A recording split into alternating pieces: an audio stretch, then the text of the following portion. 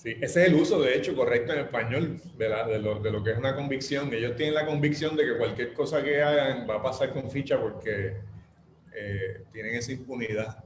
Tenían quizás, porque ahora la legislatura viene viral. Bueno, Rafa, con permiso, perdona que te No, pero sí, ya interrumpa, pero empezamos, nosotros empezamos ya. ya empezamos. Buenas noches a las personas que nos están sintonizando y gracias por estar nuevamente en este espacio de A la Clara con Claridad. Hoy es el espacio, transmitimos el espacio número 22 y tenemos como invitados a Denis Márquez y a María de Lourdes Santiago, ambos del Partido Independentista, del PIB. Gracias a ambos por estar con nosotros aquí en este espacio. Gracias a ustedes. Gracias a ustedes y salud y muy buenas noches a todas las personas que nos están escuchando y viendo. Buenas noches. Yo tengo unos anuncios, como todas las noches, principalmente en esta ocasión que visiten la página web del periódico Claridad, que todos los martes y miércoles se sube contenido nuevo. Como deben saber las personas, no estamos saliendo impresos, pero sí tenemos presencia en la web y pues exhortamos a que se den la vueltita por nuestra plataforma para que lean las notas que salen ahí publicadas. Asimismo, que donen a través de ATH Móvil y de PayPal, los enlaces están en la misma página y también pueden hacer pedidos a la Claritienda.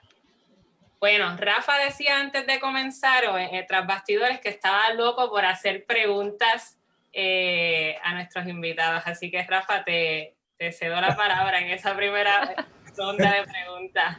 No, la verdad es que estaba diciendo que quería hacer preguntas de mala fe, pero no es verdad que son de mala fe. No, preguntar, por ejemplo, lo que escucho y leo en las redes es que esta legislatura es obviamente diferente a las legislaturas creo yo que desde la fundación del ELA, porque aparte de los dos legisladores que tenía el Partido de Acción Cristiana, que después tuvieron que renunciar por razones que no vienen al caso ahora, fuera de los dos representantes y senadores o senadoras del PIB, no recuerdo que haya un momento en el que hubiese la posibilidad de que sean 6 o 7 legisladores que no son del PNP-PPD, y en ese sentido pues es una legislatura que por lo menos debemos suponer que va a ser muy animada, muy interesante ese juego de fuerza. Hasta ahora me parece que el PPD o el PNP no pueden reclamar un dominio absoluto de ninguna de las cámaras. No sé qué les parece a ustedes esa dinámica, iba a decir este semestre, este cuatrienio, ¿qué les parece esa dinámica nueva que va a existir ahora en la legislatura con 7 o 8 senadores de oposición? De oposición al PNP-PPD, quiero decir. Y quizás yo le pudiera añadir, antes de que contesten a esa misma pregunta, como hemos titulado este live, ¿por qué hacen falta, ustedes dos precisamente? Quizás podemos añadirle esa pregunta, ¿por qué hace falta una pluralidad en la Asamblea Legislativa? Empieza Denis. Es bueno, en orden de edad. Ok. Bueno, pues entonces, por eso Rafa empezó preguntando. Primero un dato que yo creo que de la elección, claramente hay 5 partidos políticos en la Cámara de Representantes y en el caso del Senado también, incluyendo un senador independiente, ¿no? Y eso como un dato, un hecho, ¿cómo va a estar conformado finalmente los números? Que no es un mero ejercicio matemático, eso tiene consecuencias en la formación de la mayoría, tiene consecuencias en el momento de votar, particularmente en proyectos que sean controversiales o que sean proyectos en donde no hayan consenso dentro de los propios partidos. No es lo mismo actualmente una mayoría de 34 representantes del PNP que lo dicen a sí mismos, somos 34 y aplica la regla 34 y cada vez que le votan a uno, pues tienen 33, 32, 31, pero mantienen un grupo amplio a tener 26 o a tener 25 para el proceso, para esos procesos de votación. Y eso ya de entrada marca una diferencia, ¿no? Y claramente el hecho de que haya una diversidad de partidos políticos va a generar, número uno, diversas visiones, va a generar incluso en los que somos de oposición coincidencia en muchos asuntos, en otros asuntos no va a haber ningún tipo de coincidencia con alguno de los partidos que están representados ahí, pero podrán tener incluso coincidencias con la mayoría en algún momento dado. O sea que en ese sentido, me parece que esa pluralidad, esa combinación, que es un mensaje incluso del país, en donde hubo mucho legislador, en el caso de la Cámara, incumbente que perdió su escaño, el hecho de que muchos de los candidatos por acumulación, que fue por donde es el grupo donde mayor pluralidad hay, o donde hay realmente la pluralidad, y en ese sentido, ahí radica, me parece mucho la importancia, y en cuanto a los que, porque hacemos falta, yo creo que es para, número uno, continuar el trabajo de oposición férrea que siempre hemos hecho, de fiscalización, de presentación de legislación de avanzada. Ya hemos anunciado durante todo este proceso 21 medidas para el 2021, que son las primeras 21 medidas que vamos a erradicar. Ya vamos por 30. Cuando las anunciamos eran 21 y todos los días vamos añadiendo que ya van a estar listas para enero. Igualmente una serie de planteamientos que hemos hecho sobre cómo debe estar estructurada la Asamblea Legislativa. Yo quisiera añadir al tema de la realidad legislativa un ingrediente importante, y es que todo apunta, hay unos escaños que están por decidirse todavía en el escrutinio, pero todo apunta a que va a ser una mayoría o una pluralidad popular, ¿o no? Aunque domine el Partido Popular, aunque no tenga la mayoría absoluta de los votos, con un gobernador PNP. Así que aquí todo el mundo hay una vulnerabilidad aún en los que representan a los más en Cámara y Senado y al señor que va a estar en Fortaleza, ¿verdad? Creo que ese es un ingrediente importante en esa ecuación. Yo creo que todas nosotras hemos sido formadas por el bipartidismo y que un poco nos choca, todo el mundo dice, ¿y cómo va a funcionar eso? Y tanta gente, bueno, pues es que así es que debe ser, porque un país diverso debe tener una representación diversa. Habrá gente con las que tendremos muchas coincidencias, creo que, por ejemplo, a Mariana Nogales, que yo la conozco de hace mucho, va a estar con Denis en la Cámara, con Rafa Bernabe, yo también estuve, ¿verdad? Fuimos candidatos a la gobernación en el cuatrienio pasado. Habrá gente con la que tendremos unas diferencias irreconciliables, como con las compañeras de Proyecto Dignidad, que han asumido en el tema del género una postura que a mí me parece absolutamente retrógrada. Pero así es que deben ser los procesos parlamentarios, debe existir esa diversidad. Yo de lo que estoy segura es de que no va a haber vuelta atrás, de que lo que el país ya ha ensayado, que tiene mucho que ver con el sentido de posibilidad que nos dejó el verano del 2019, ¿verdad?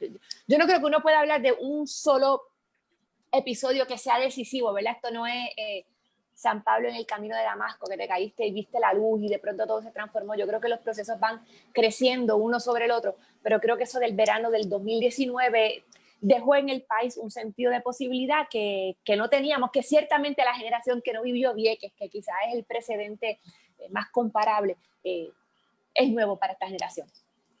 En esa misma dinámica, el Partido Popular Democrático ya anunció quién va a presidir la Cámara y quién va a presidir el Senado. Una pregunta, en el reglamento no se supone que todos los legisladores participen en esa decisión. Bueno, no hay reglamento hasta que no se constituya el Senado, ¿verdad? O la Cámara, pero en teoría, sí. Denis, perdona, aquí vas a...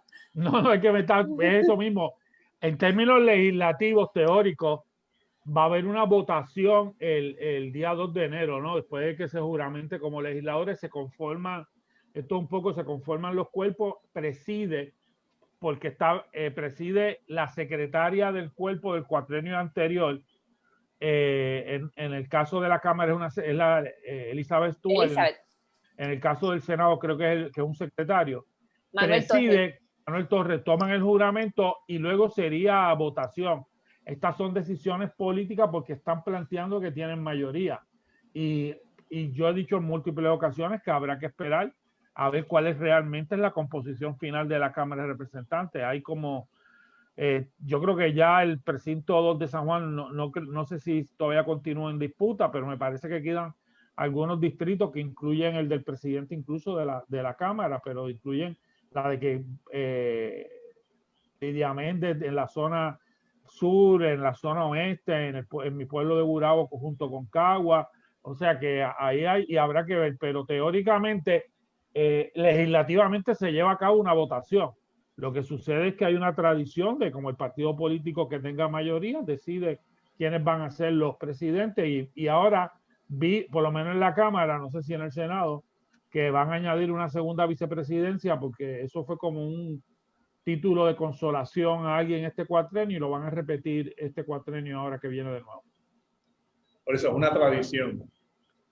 Pero ya, mi pregunta desde la más absoluta ignorancia, es una tradición, es el uso y costumbre, pero no se podría hablar bueno, de los legisladores que participen en esa decisión. Lo que sucede es que tienen hay que ver hasta qué número llegan.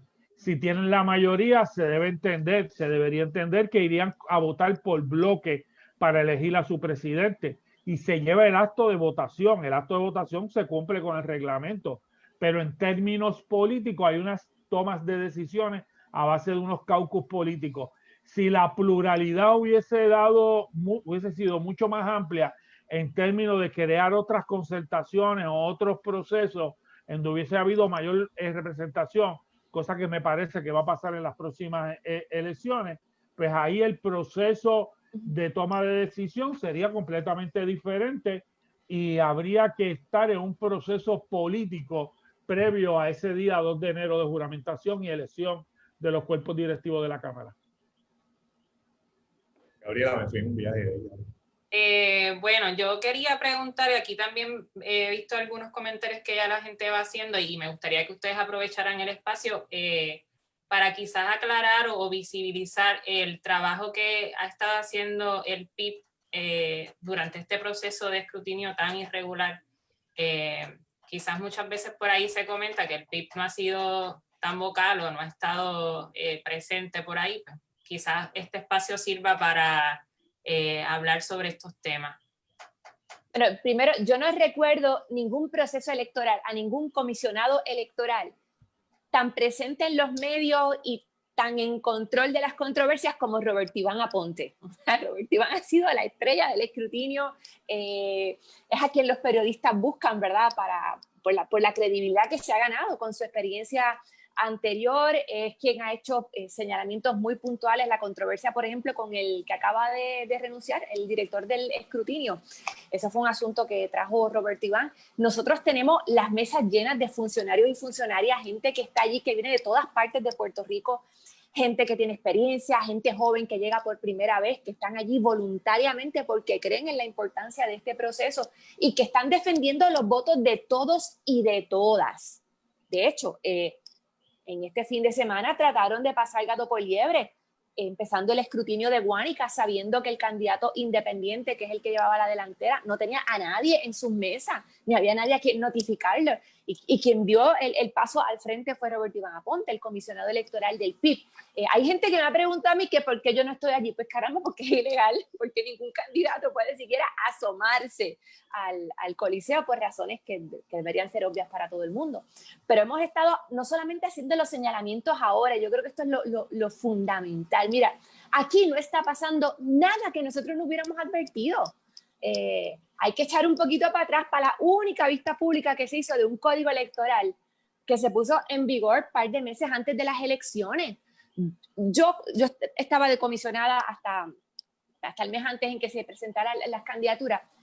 Yo creía que la combinación del código electoral con los recortes presupuestarios de la comisión iban a hacer que esto colapsara muchísimo antes. O sea, que la elección se haya podido llevar a cabo el 3 de noviembre, que las papeletas se hubieran impreso, que los materiales llegaron. Eso es un testimonio de la institucionalidad que queda en mucha gente que está allí. Que hay muchos buscón tramposos, los hay.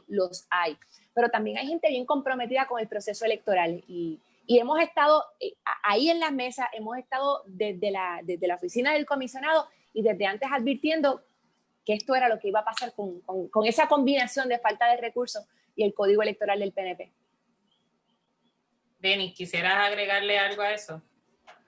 Hay una historia de muchísimos años de participación del Partido Independentista Puertorriqueño en los escrutinios y que se han dado en diversidad de condiciones que incluso del 2012 hacia atrás, 2008-2004, el proceso electoral era adjudicación manual, lo que se llama el famoso tally. Y ese proceso el proceso de adjudicación se daba inicialmente en el colegio de votación, y eso yo creo que marca un dato importante. Y si en la medida en que no había representación de todos los partidos políticos en ese colegio de votación, cuando llegaba al escrutinio, entonces es que se tenía que dar un nuevo proceso de adjudicación. Por eso los 11.500 votos que en el 2012 se rescataron para María de Lourdes, mesa a mesa, día a día. Y hay una tradición. Yo, antes de ser legislador o candidato, yo pasé por todas las posiciones habidas y por haber en el ámbito electoral, a nivel de comités de base, funcionario del colegio, coordinador de unidad, comisionado alterno, comisionado en propiedad. Conozco bastante el proceso electoral y doy fe del compromiso, del trabajo, del conocimiento, del trabajo constante en esas mesas de la gente en el proceso de escrutinio y de cómo las cantan como son. No importa a quién vaya adjudicado el voto, si la intención del elector es votar por X persona y en el escrutinio así hay que plantearlo, así se hará. Y me parece que de manera constante se ha estado haciendo esos señalamientos, que de igual forma en el proceso electoral del 3 de noviembre y fue que salimos electos también por el otro lado, todos los legisladores de todos los partidos políticos que representan la pluralidad y la oposición, y hay que estar mirándolos de manera constante, particularmente, claro está, en todos esos precintos en donde las votaciones son cerradas, que no es escrutinio, lo que hay es recuento. El escrutinio es la revisión de la documentación de las famosas actas y se están adjudicando votos que no se habían adjudicado, los famosos votos adelantados, y se están recontando, por decirlo de alguna forma, voto a voto en aquellos lugares en donde la ley, que es el código electoral vigente, permite que se pueda llevar a cabo ese recuento. Y una nota al calce sobre algunos detalles del nuevo código electoral, que de hecho son una respuesta a lo que ha sido la función fiscalizadora del PIB. Hay dos disposiciones del código que vienen de la experiencia que tuvimos durante el plebiscito y durante estos años pasados en la comisión. Primero, la prohibición de que los comisionados o comisionadas electorales inicien investigaciones de temas que no sean estrictamente electorales. Esa es la respuesta directísima del PNP a la investigación que nosotros hicimos sobre el tema de los contenedores, de los vagones con suministros que estaban en la Comisión Estatal de Elecciones, que nosotros logramos documentar que estaban allí por instrucciones específicas de la oficina de la primera dama, en un esquema claro en que estaba participando el secretario de Corrección, y todo eso se hizo absolutamente nada, porque sabemos lo que ocurrió con los referidos que salieron de la comisión, pero de ahí es que viene ese elemento del código electoral, igual que la prohibición de que se detenga el escrutinio mientras haya un pleito impugnando el escrutinio. Eso viene también de la experiencia del 2017, cuando le paralizamos el plebiscito, el escrutinio del plebiscito 2 veces, en una ocasión por falta de representación nuestra, no nos querían no dejaban estar en las mesas, y en otra por la controversia aquella que tuvo que ver finalmente con el ponchador y a qué hora se habían detenido unos procesos. En esa misma línea, Denis, ahorita hablabas de los procesos electorales en el 2012. Yo tengo entendido que esta no ha sido la primera vez que ocurre esto de los conteos mal hechos. En el 2012, María de Lourdes, tú pasaste por eso también, ¿verdad? Si pudieras hablarnos un poquito de qué fue lo que explicar en ese contexto que ocurrió. La noche del evento, ¿verdad? El primer resultado con el que se cierra el primer conteo de votos, yo estaba entrando finita, casi en la última posición. Cuando salen los resultados, resulta que hay 2 PNP, Lucía Arce y Melinda Romero, que están las dos, están peleándose el lugar número 11, que es el último lugar de los senadores y senadoras por acumulación, y caen dentro del margen que la ley exige para que haya un recuento, que es un margen bien pequeñito. Donde yo estaba, yo no tenía posibilidad de pedir ningún recuento. El asunto es que sin yo pedirlo, no lo pido yo, lo piden ellas. Se hace el recuento, que eso es abrir todos los maletines, contar todos los votos, y aparecieron más de 11.000 votos que a mí no habían contado. Más de 11.000 votos que me robaron funcionarios populares y PNP, porque la cosa hay que decirla así, la noche de las elecciones, y yo subí hasta la 4ª posición. ¿Cómo pasan estas cosas? A uno se le hace difícil pensar que haya esa capacidad de alguna gente, pero estamos hablando de que varias personas, porque ellos no tienen un funcionario por colegio, tienen 2 y tienen 3. Y esas 4 personas o esas 6 personas dicen, bueno, pues mira, vamos a hacer esto con los votos del PIB. Tú coges este, tú coges este, tú coges este. Entonces aparecían colegios en que yo no tenía ni un solo voto. Eso no pasa, eso no es normal. Y cuando empezaban a llegar esos resultados, ¿qué pasó aquí? Bueno, pues pasó que se pusieron de acuerdo y se robaron 11.000 y pico de votos. Esas cosas pasan en los colegios de votación. Particularmente a la gente que está votando por primera vez, que está votando con las máquinas. En el 2012, la adjudicación era en el colegio de votación. Luego de que se cerraran los colegios a las 3 de la tarde, se inutilizaban las papeletas sobrantes y luego se adjudicaban los votos, comenzando con la papeleta estatal, la de la gobernación, y luego la papeleta legislativa. Y ahí es que viene la trampa, en donde no se le adjudicaban los votos a María de Lourdes. Y ahí se preparaba un acta de colegio, que es el único momento, a menos que haya recuento, en el 2012, claro está, en que refleja el resultado de la papeleta, porque esa acta de colegio pasaba luego a ser un acta de unidad, que era la suma de todos los colegios, que son los lugares donde se votaron la escuela, pero lo que recibe es diversas actas de colegio y sumas, y luego eso se envía o se enviaba a la Comisión Estatal de Elecciones. En ese sentido, el escrutinio electrónico cambia ese modelo de adjudicación, pero de igual forma hay un montón de elementos que se han señalado durante todo este proceso electoral del 2020 que tienen que ver con la reforma electoral. La reforma electoral se aprueba en junio, a 4 meses, 3 meses y medio de las elecciones, donde la estructura, que María Lourdes la conoce mejor que yo, administrativa de lo que se llama la Junta del Voto Adelantado, no estaba preparada ni físicamente ni organizacionalmente para todas las enmiendas, para todos los cambios, para todas las nuevas alternativas que se crearon con la reforma electoral. Y ahí ustedes van a ver mucho de los problemas que han surgido en el proceso electoral, particularmente con el voto adelantado, que el voto adelantado del 1 de noviembre, el voto adelantado que es el voto ausente, que es también un tipo de voto adelantado, es el voto en hospitales, es el voto en los hogares de personas de más de 60 años o más, donde habían decenas de rutas que se establecieron en diversos precintos, y todo eso lo creó el monstruo de la reforma electoral. En el caso del 2012, evidentemente, eso es una conspiración para eliminar los votos de María de Lourdes Santiago. Yo no recuerdo si se presentó alguna querella o si se hizo algún alegato de que existió esa conspiración.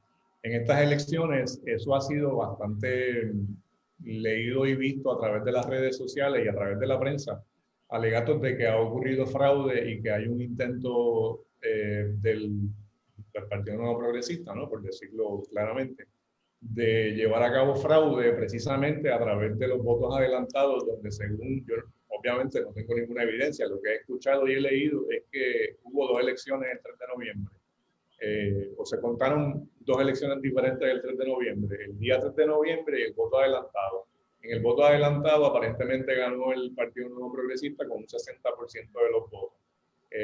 Yo no sé el dato, estoy repitiendo lo que he leído a través de los medios y las redes sociales. Se ha levantado entonces ese rumor de que hay fraude en estas elecciones. ¿Qué les parece a ustedes ese alegato de que ocurrió fraude específicamente en la cuestión del voto adelantado? Bueno, para sostener una alegación de fraude hay que tener evidencia robusta, ¿verdad? Que yo no sé si exista, no sé si sea disponible, si está disponible en este momento, no sé si sea posible conseguirla. Una cosa sí es cierta, es que el Partido Nuevo Progresista tiene su maquinaria súper aceitada para tramitar los votos adelantados y tenían unidad por unidad a quienes era que iban a buscar el voto a la casa y se aseguraban de que allí llegara la Junta, se aseguraban de que la gente hiciera los trámites para pedir el voto por correo, para llevar ese voto al correo o a la Junta de Inscripción Permanente, algo que ninguno de los otros partidos realmente tiene manejándolo con ese detalle, con esa eficiencia. Y en eso también se van muchísimas irregularidades, gente que, ¿verdad? El problema del voto a domicilio y la presión que se ejerce sobre los electores, que eso es algo que pasa continuamente, sobre todo en esas rutas de lo que llamamos los encamados. De ahí a nosotros, ¿verdad? En este momento lo que han visto nuestros funcionarios, de ahí hacer una alegación formal de que se constituyó un esquema de fraude, pues esa es una distancia importante. Yo creo que se deben investigar muchísimas cosas que no necesariamente son fraude, en el sentido de que no constituyen una voluntad expresa para desviar el resultado electoral, pero son unas irregularidades y una falta de organización crasa. Cuando hablamos, por ejemplo, de los maletines que seguían apareciendo, bueno, no es que estaban en el baúl de ningún carro, ¿verdad? Ni estaban en una quebrada en Utuado, ni aparecieron en un salón.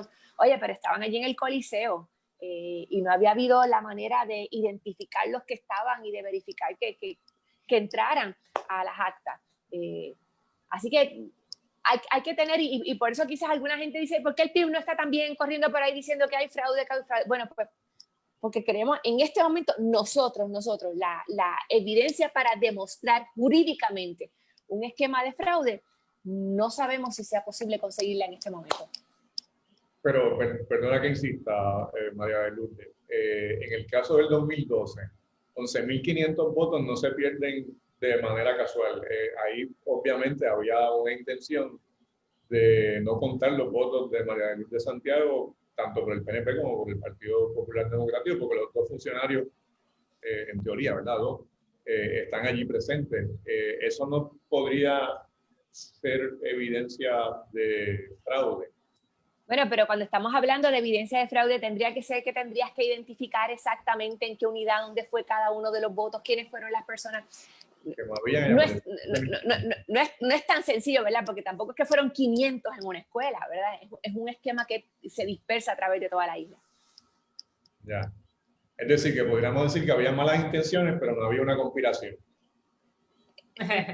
Una tendencia, vamos a decir que en la genética política de algunas personas, pues está esa tendencia a manipular papeletas.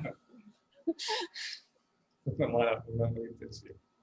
Miren, una pregunta también obligatoria durante este proceso electoral, y la están haciendo aquí también en el hilo de los comentarios, es sobre las posibilidades que existe de alianza, la palabra que está por ahí de moda, y por otro lado, quizás algún comentario que merezca de parte de ustedes dos, los dimes y diretes, como dice por aquí a una persona, los dimes y diretes entre el Movimiento Victoria Ciudadana y el PIB. No sé cómo puedan enlazar la respuesta de ambas preguntas, pero por ahí va. Bueno, yo creo que sobre lo primero va a haber muchas coincidencias y me parece incluso nosotros hemos sido invitados, ya tuvimos una primera reunión con compañeros de Victoria Ciudadana y empezamos un diálogo sobre diversos temas y va a haber mucho trabajo, me parece, yo debo entender que va a haber mucho trabajo en términos del proceso legislativo y de cómo se pueden adelantar diversos asuntos en ese proceso que se da en la Cámara de Representantes y en el Senado, sin perder de perspectiva que al otro lado hay también un grupo de legisladores, PNP y populares, que se pueden poner de acuerdo también y crear unos grupos de mayoría en otro montón de asuntos que también pueden adelantar esas agendas en términos de ese proceso. Y por lo tanto, ahí va a haber, hay muchos espacios para temas fundamentales, va a haber espacios para el tema de la descolonización. Yo he escuchado, nosotros hemos visto los programas de gobierno de todos los partidos políticos y todo el mundo habla de un proceso de descolonización en donde haya participación de todo el mundo, pues esos son temas que hay que trabajar. El tema del medio ambiente, el tema de la reforma laboral, el tema de la Junta de Control Fiscal, el tema de los derechos de la mujer, el tema de la violencia de género. O sea, va a haber una infinidad de temas, el contrato de Luma y la Autoridad de Energía Eléctrica y la privatización. Van a haber muchos temas que a mí me parece que va a ser muy importante llevar a cabo todos esos procesos de diálogo, de discusión, de establecer coautorías. Yo durante todo este cuatrenio trabajé proyectos de ley y logré coautorías incluso con miembros del PNP para adelantar, y doy un ejemplo básico que es el caso que tiene que ver con los derechos de los menores a que tengan, que son juzgados como adultos en casos graves, para que tuviesen una oportunidad de una probatoria, y eso es parte de ese proceso legislativo, pero yo estoy seguro, para darte un ejemplo, porque es un tema particular que con Mariana, cuando yo esté radicando todos los proyectos que yo radiqué sobre carpeteo cibernético, que es un tema que yo trabajé durante todo el cuatrenio, y ella desde su espacio de la brigada legal también trabajó y combatió, son temas en los cuales estoy convencido, todavía no lo hemos empezado a hablar, pero que vamos a estar trabajando con muchísimos de esos temas. Y sobre lo segundo, me parece que yo creo que la madurez política y como parte de ese proceso que se está dando en la legislatura es lo que nosotros vamos a llevar. Lo otro es parte de ese mundo de las redes sociales que yo lo sigo, lo miro, lo trabajo, pero me parece que la gente con los cuales yo, el licenciado Márquez no lo conocía anteriormente, hablo de Mariana, pero si viene con el mismo interés en los mismos temas en que estamos trabajando, en la Cámara, pues va a haber mucho trabajo que podemos hacer, y también en términos no solo de legislación, sino de fiscalización y de diálogos que se dan dentro del proceso legislativo, que es bien importante. A veces la gente dice, son 2, 3, 4, 5. Yo siendo uno, en ocasiones, en procesos investigativos, en procesos de fiscalización, en procesos de legislación, logramos unos avances y logramos unos cambios. Cuando venían a arrollar y a llevarse todo por el medio, pues tenían la mayoría. Pero estar presente y estar allí en la legislatura haciendo el trabajo de legislación, de fiscalización y de denuncia por todos los sectores va a ser fundamental. Yo creo que, no sé si la palabra correcta sea alianza, ¿verdad? Porque eso da como que un nivel de institucionalidad que no creo que corresponde a lo fluido que es el proceso parlamentario.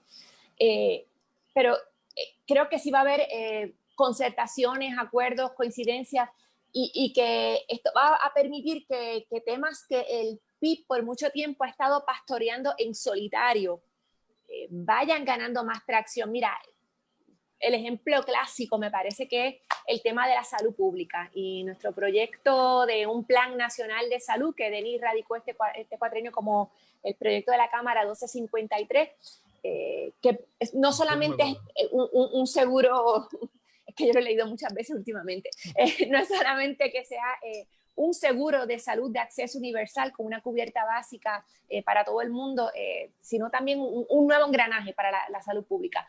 Pues nosotros el PIB lleva 25, 30 años puliendo ese proyecto, y yo creo que ahora, yo no sé exactamente cuál es la posición de la gente de Proyecto Dignidad en temas como ese, pero creo que, por ejemplo, con Victoria Ciudadana hay oportunidades de coincidencias importantes.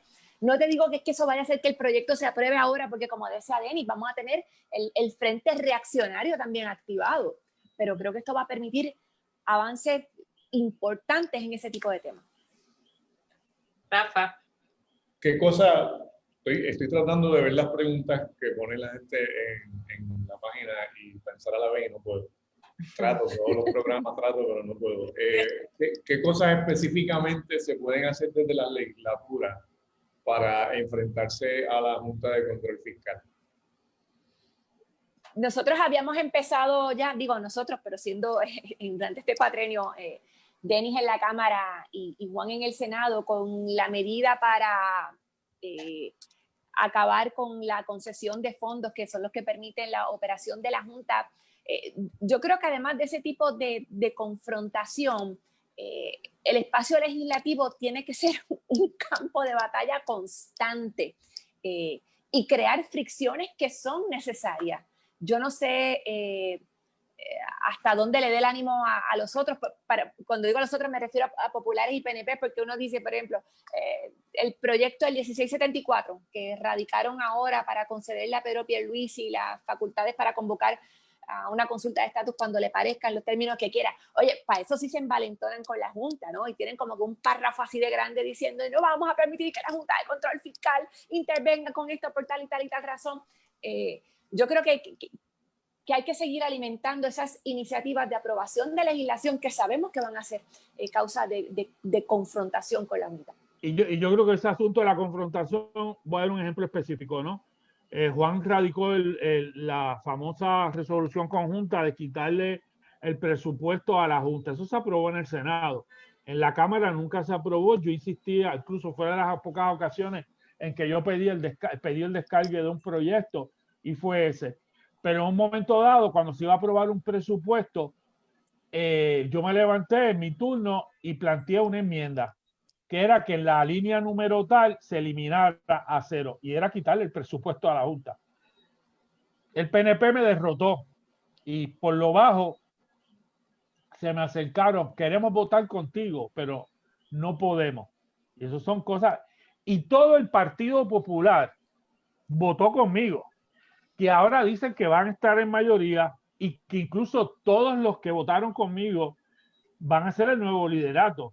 Pues en términos de confrontación, van a asumir la posición de enfrentarse a la Junta y rechazarle el presupuesto y crear la crisis política, o ahora que van a estar en mayoría. Yo sé cuál es la contestación, pero lo pongo van a aceptar los mandatos de la Junta y aprobar el presupuesto. Pues se va a ser parte de esa dinámica, de esa discusión, de esa denuncia, de esa confrontación que se tiene que dar en la Asamblea Legislativa. Y de igual forma hay que insistir en los proyectos. Por ejemplo, el proyecto de retiro digno, que es un proyecto que emana de la clase trabajadora, de muchos sectores de los retirados, de la Federación de Maestros, incluso el proyecto Rafa que se eleva a rango de ley el sistema de retiro de la Universidad de Puerto Rico. Esos dos proyectos fueron aprobados en la Cámara con el voto unánime de todo el mundo, y los populares incluso condicionaron votar a favor a la enmienda constitucional sobre el retiro, que era que todo el mundo sabía por qué la hacían, pero yo entendía que no importa lo liviana y sencilla que fuera, podía adelantar, acondicionado a que se aprobaran esos proyectos.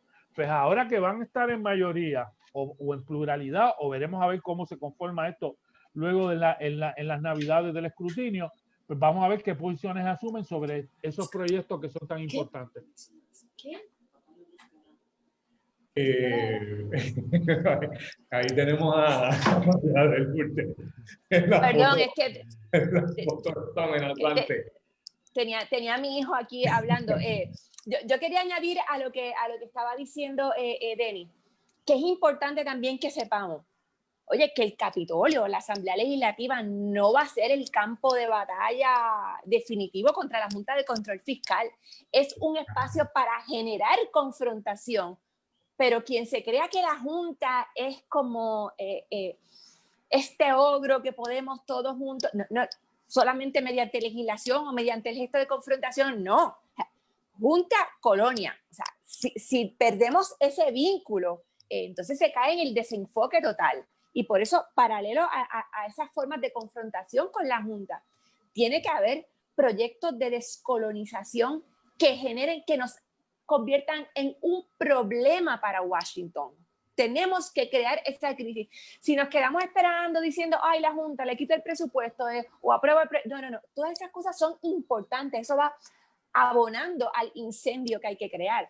Pero de por sí, pues, si eliminamos la confrontación política y la obligación de forzar a Washington a mirar hacia Puerto Rico, nos vamos a quedar con unas expectativas, ¿verdad?, incompletas. Y precisamente eso que hablas, María de Lourdes, de molestar e incomodarse, se puede viabilizar más con una asamblea como se prevé que se va a componer. Así que eso es un paso quizás que está por delante y favorece, ¿no? Yo quería hacer una pregunta en cuanto ahorita mencionaste lo del proyecto del Senado 1674 y en estos últimos 2 días Denis y Juan han estado en los medios, ¿verdad? Repudiando esas propuestas. Me gustaría también que aprovechara el espacio, Denis, para abundar un poco más ahí o puntualizar sobre lo que quiera hablar, por qué repudian esas 2 medidas, porque además hay un proyecto de la Cámara, ¿no? El 2605. Sí. Mira, esto es una denuncia que incluye a María de Lourdes. Usted, cuando le hicimos la conferencia de prensa, María de Lourdes no pudo estar. Fue un trabajo que hicimos en equipo. Esto es un proyecto que nosotros nos enteramos por la prensa, que lo habían radicado, pues como no está activa, entre comillas, la legislatura, el proyecto no aparece en el sistema. Y hubo que empezar a buscarlo, el otro proyecto igual. Y cuando nosotros examinamos este proyecto, es realmente una barbaridad, una canallada política, y es la palabra que utilizamos. Es una busconería política, añado yo al tema, porque de lo que se trata de estos 2 proyectos es, ante lo que la pluralidad que va a haber en la próxima Asamblea Legislativa, que existe una alta posibilidad de que quienes dominen la Cámara, particularmente en el Senado es casi seguro, y en la Cámara sean partidos políticos de oposición al gobernador, lo que pretende esta Asamblea Legislativa es, en la próxima sesión extraordinaria que empieza el lunes que viene, que tampoco nadie sabe lo que incluye la Asamblea porque todavía no lo han publicado, pero insisten en que estos 2 proyectos vayan incluidos. Y el primer proyecto, el del Senado, básicamente hace 3 cosas. Número 1 es decir, esta Asamblea Legislativa le va a otorgar unos poderes al próximo gobernador de Puerto Rico para que, con relación al tema del estatus, él haga lo que le dé la gana. Básicamente, en palabras sencillas, esta Asamblea Legislativa, y que la Asamblea Legislativa que comienza en el 2 de enero no va a tener ningún tipo de participación en ese proceso, porque le vamos a dar todos los poderes al gobernador. Y ese proyecto dice, ¿cuáles son los poderes que le dan? Que mediante orden ejecutiva, que no es otra cosa que una especie de reglas que establece el gobernador o la gobernadora para unos asuntos particulares, pero no para asuntos de carácter legislativo, entonces el gobernador pueda diseñar el tipo de referéndum, de plebiscito, definiciones, la fecha, el uso de fondos públicos, cómo se haría en respuesta a diversas alternativas que pone el proyecto de ley, que van desde peticiones del Congreso de los Estados Unidos, que vayan de peticiones de la Casa Blanca, o que si el zafacón, la última cláusula, determine que, que el gobernador puede diseñar lo que quiera en términos del proceso de estatus. Ambos escenarios, el de que se le quite el poder a la Asamblea Legislativa para actuar sobre el tema de la descolonización y que se le den unos poderes que a todas luces, o por lo menos desde mi análisis, yo no sé si, no necesariamente es del Tribunal Supremo de Puerto Rico, es inconstitucional. Pues entonces es lo que demuestra lo que es la canallada política, la busconería política, de decir, no vamos a tener mayoría, no vamos a poder controlar el proceso del estatus, lo vamos a hacer de este modo. Además, durante todo el cuatrenio crearon la Comisión de la Igualdad, que no es otra cosa de una gente ir a hacer chichichija por la estadidad a los Estados Unidos, y siempre decían que era sin fondo. Ahora le acaban de asignar fondos rotativos de millones de dólares. No recuerdo ahora de momento la cantidad, pero si María lo recuerda. 1.250.000. 1.250.000 anuales. Y el otro proyecto, que es el de la Cámara, es crear ya por ley para el próximo mayo del 2021 una elección especial para elegir 4 congresistas y 2 senadores al Senado de los Estados Unidos, de embuste, de mentira. Y los que son candidatos pueden residir en Río Piedras, en San Juan, en la capital de Puerto Rico, Gurabo, y en Washington, D.C., la otra capital. Hasta el absurdo de ponerle nombre, básicamente, a los que pueden ser candidatos, y obviamente asignándole fondos públicos del presupuesto de PRAFA, que es la agencia del gobierno de Puerto Rico en los Estados Unidos. Y es lo mismo, y además que es otro embuste de elegir 2 senadores y 2 representantes, pero no es otra cosa que utilizar fondos públicos, la Asamblea Legislativa y el Gobernador de Puerto Rico, para adelantar su proyecto de estadidad y maniatar de una vez a la Asamblea Legislativa que pueda trabajar sobre esos temas o sobre ese tema en particular en el próximo cuatrenio. Y hay 2 detalles también bien bonitos del 1674, y es que si, por ejemplo, Denis Márquez y María Lourdes de Santiago piensan que el gobernador solito convoque que si el gobernador puede decir, pues caramba, yo quiero que la consulta sea en mayo, y él se inventa la pregunta, las opciones, las definiciones, y Denis y María decimos, esto conculca nuestras facultades legislativas, pidamos auxilio al tribunal. El proyecto dice que tiene que ir derechito al Tribunal Supremo del Partido Nuevo Progresista, ¿verdad? Al brazo jurídico del Partido Nuevo Progresista.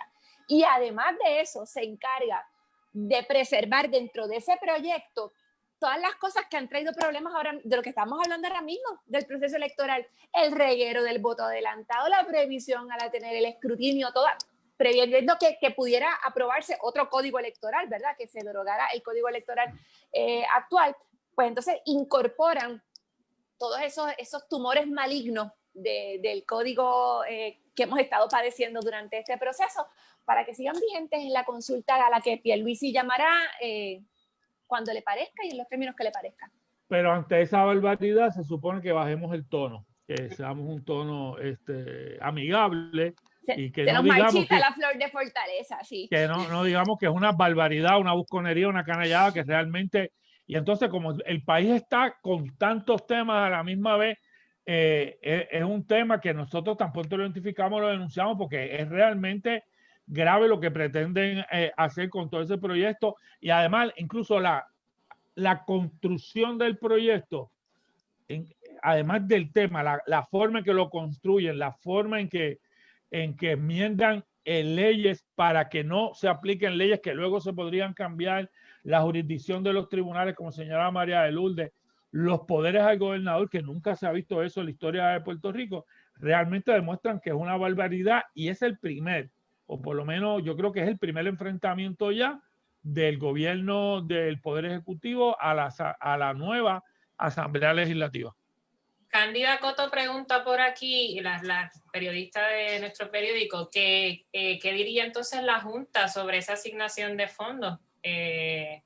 Son fondos públicos, ¿no? Así que, ¿cómo respondería la Junta a esa? Bueno, ellos declaran en su proyecto que como hay una sección de promesa que impide que la Junta intervenga con los esfuerzos de los puertorriqueños por atender su relación con los Estados Unidos, que todo este paquete del 1674 encaja dentro de esa cláusula, y que por lo tanto la Junta no tiene facultad alguna para intervenir con los chavitos que ellos quieren para adelantar la estadidad.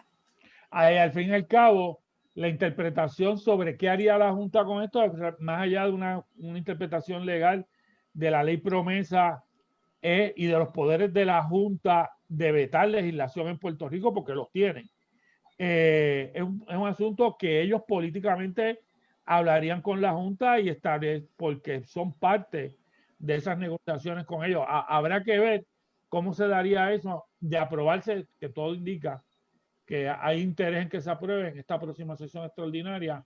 No sé si ambos proyectos, porque son incluso contradictorios en sí mismos, pero veremos a ver qué resulta de esos proyectos en la próxima sesión extraordinaria.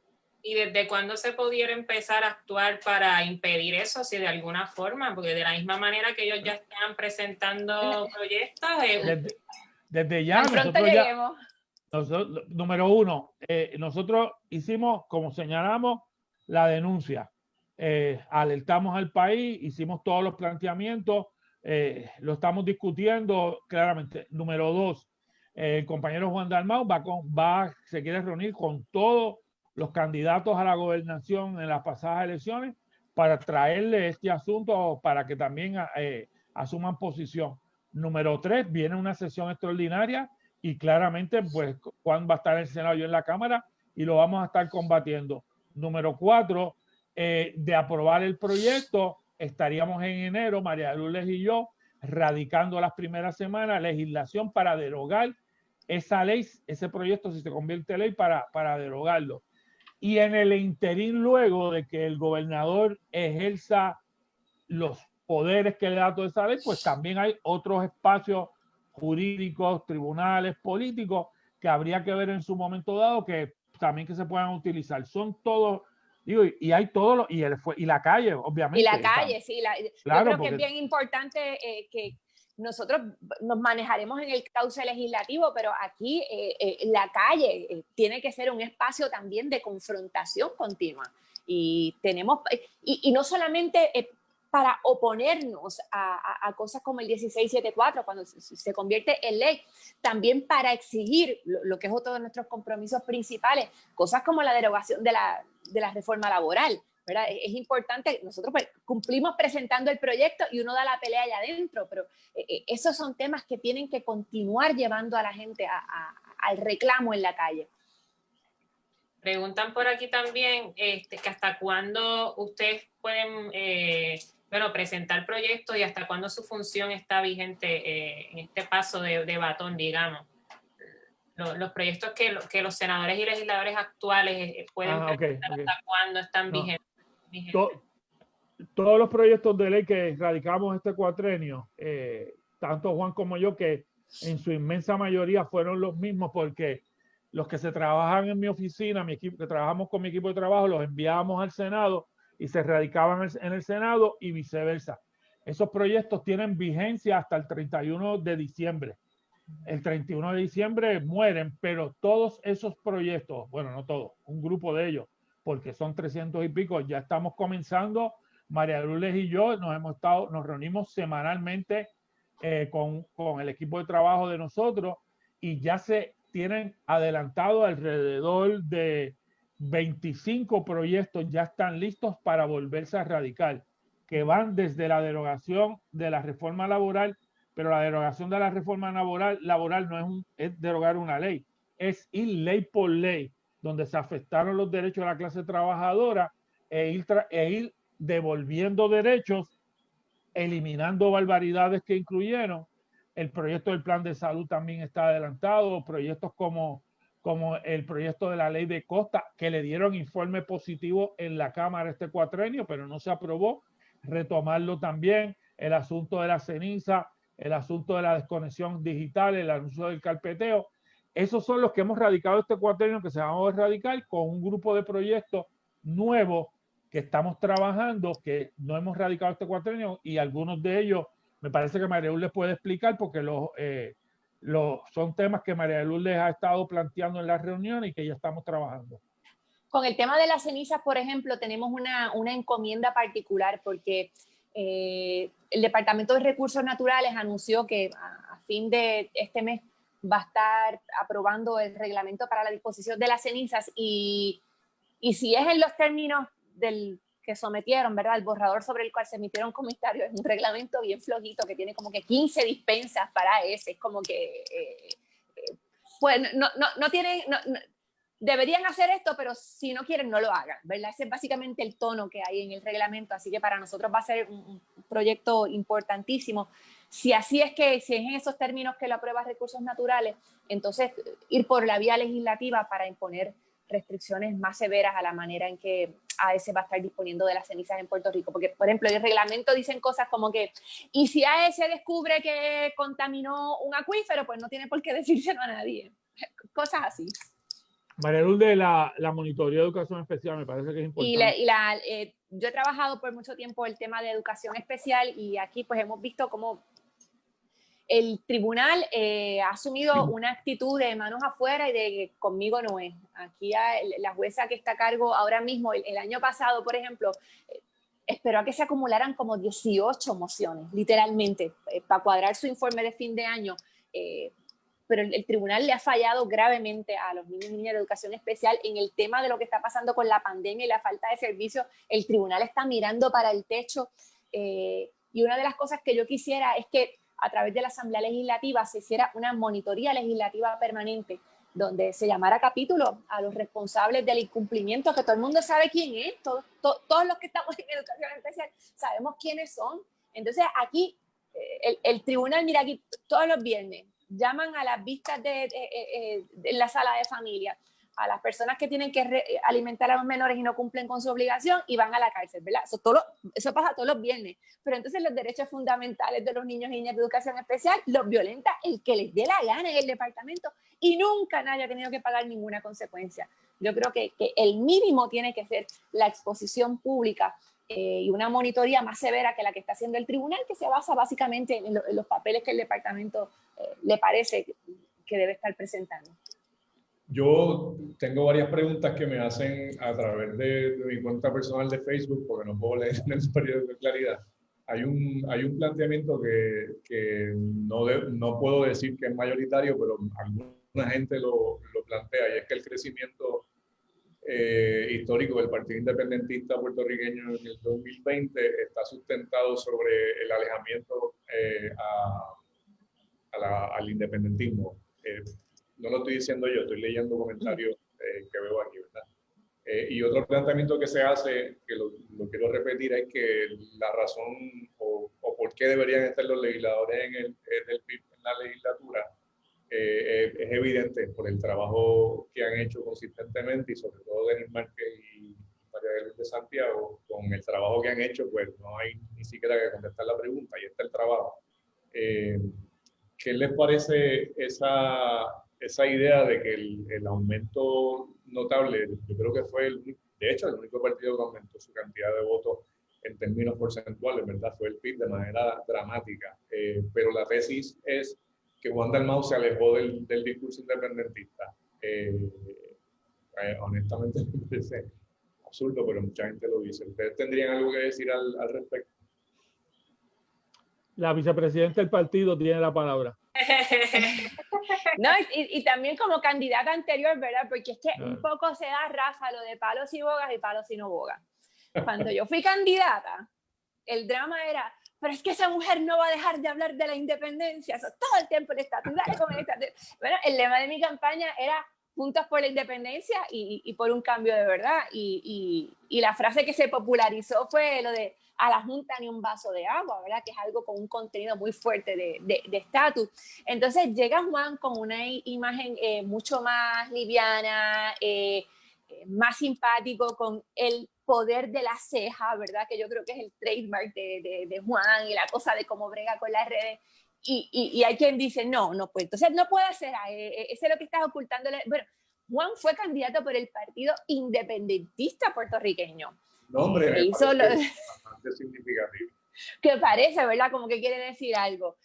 Pero ciertamente yo creo que Juan lo que logró, me parece a mí que lo fundamental, lo que atrajo a tanta gente a Juan, fue que Juan un poco logró quitarle al PIB la imagen dura y acartonada y severa que ciertamente tenemos. Y yo creo que eso es un gran avance y que eso está súper chévere. Mira, y ahí nos está escribiendo ahora mismo, tú no estás en tu teléfono, Denis, pues Juan nos está escribiendo ahora mismo, no sé si está viendo esto.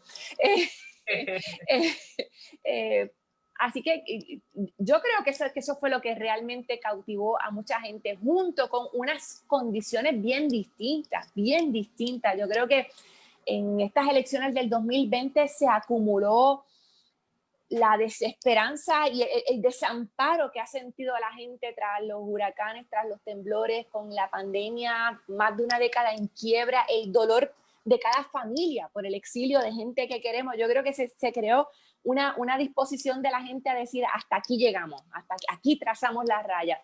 Y que eso, combinado con la frescura de la candidatura de Juan, pues creo que es lo que produjo los resultados. Yo lo que quisiera añadir es una breve anécdota personal que me sirve para hacer una reflexión. Yo voto en la Escuela María Balín, en la Barriada Venezuela, en Río Piedra. El coordinador de esa unidad por el Partido Independentista Puertorriqueño es mi hijo, Daniel, y por lo tanto, Daniel dirige a los funcionarios del colegio del PIB allí, y yo sé quiénes son todos los funcionarios de colegio del PIB, o yo creía que yo sabía. Cuando yo llego a votar al colegio de votación, el compañero que está en representación del Partido Independentista Puertorriqueño, yo en mi vida lo había visto. Era un joven nuevo que se habían reclutado, que lo adiestraron, y yo andaba por toda la isla, no tuve la oportunidad de conocerlo antes. ¿Y por qué hago esa anécdota? Porque al igual que él, alrededor de todo Puerto Rico, fueron a trabajar con la camiseta verde, como por el Partido Independentista Puertorriqueño, un nuevo y un gran grupo de jóvenes que se incluso, además de ese trabajo, ya están comenzando a participar del proceso de la juventud del PIB. Y si a eso le añadimos que hubo 1000 candidatos del Partido Independentista Puertorriqueño que a través de toda la isla, esa combinación que yo le he llamado de las veteranas y los veteranos con la nueva generación, todos bajo la insignia del Partido Independentista Puertorriqueño y la consigna de Patria Nueva. Y de igual forma el candidato a la gobernación, Juan Dalmau, tuvo unos % altísimos, pero de igual forma se aumentó el voto grandemente, el voto íntegro por el Partido Independentista Puertorriqueño. Y me parece que ahí, y lo que se está planteando, se planteó en ese proceso electoral, es lo que hemos llamado en múltiples ocasiones desde la década de los 80 del siglo pasado, las famosas 2 vías del proceso electoral hacia la descolonización, hacia la lucha por la independencia y hacia transformar el país, que se une en ese proyecto que se llamó Patria Nueva.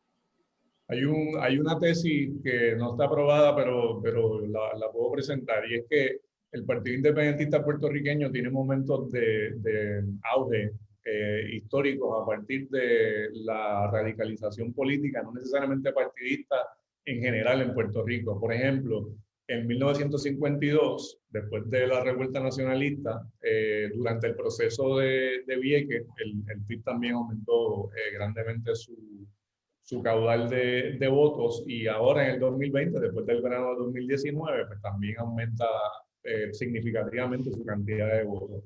Así que uno podría plantearse la hipótesis de que el PIB aumenta su cantidad de apoyo en votos o cantidad de simpatía, por lo menos, no necesariamente votos, a partir de la radicalización política en general, ¿verdad? Fuera de la cuestión partidista. Y los escucho hoy, como los he escuchado siempre, pero los escucho hoy hablando de la confrontación con la Junta de Control Fiscal y la puesta en escena de algo que es obvio, ¿verdad? Que es la colonia, que es un problema fundamental. Entonces, ese discurso que le puede sonar radical a mucha gente, en realidad es un discurso bastante obvio, pero le suena radical a mucha gente. ¿A ustedes les parece que contrario a lo que pueda pensar mucha gente, esa radicalización política le beneficia al Partido Independentista Puertorriqueño?